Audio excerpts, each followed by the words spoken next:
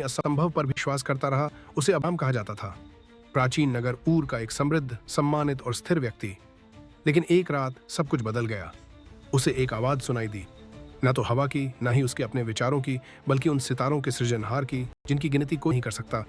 अपना देश, अपने रिश्तेदारों और अपने पिता का घर छोड़ दो और उस धरती की ओर चलो जिसे मैं तुम्हें दिखाऊंगा।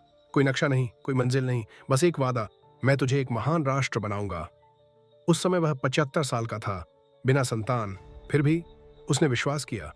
उसने सब कुछ छोड़ दिया, अपनी जमीन, अपनी सुख सुविधाएं, अपना परिवार।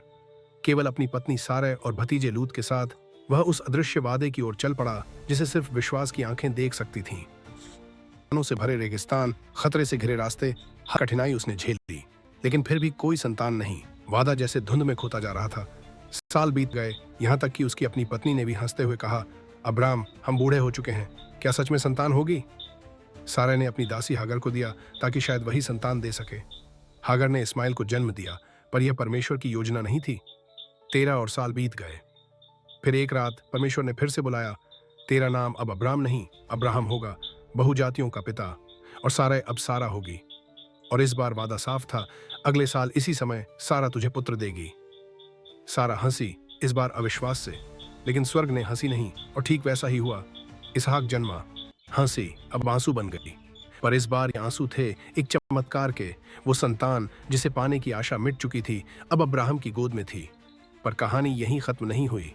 फिर आया सबसे बड़ा इम्तिहान। अपने पुत्र, अपने इकलौते इसहाक को ले और उसे मेरे लिए बलिदान कर। अब्राहम के दिल पर क्या बीती होगी, लेकिन उसने फिर भी आज्ञा मानी।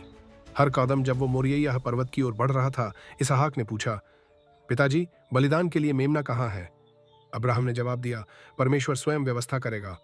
उसने अपने पुत्र को बांधा, छुरी उठाई, और जैसे ही उसका हाथ नीचे गिरने को था, अब्राहम रुक जा, लड़के को मत छू, स्वर्ग से आवाज आई। झाड़ियों में एक मेमना फंसा हुआ था, वही बलिदान बना। उस दिन पर्वत को एक नया नाम मिला, यहोवा यिरे, परमेश्वर व्यवस्था करेगा। अब्राहम की जिंदगी आसान नहीं थी।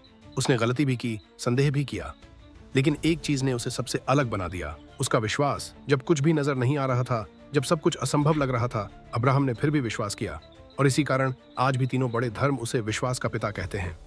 तो जब जिंदगी अंधेरे में हो, वादे अधूरे लगें और रास्ते बंद हों, अब्राहम को याद करो, क्योंकि असली कहानी वहीं से शुरू होती है, जहां इंसान अंधेरे में भी कहता है, हाँ प्रभु, मैं विश्वास करता हूं।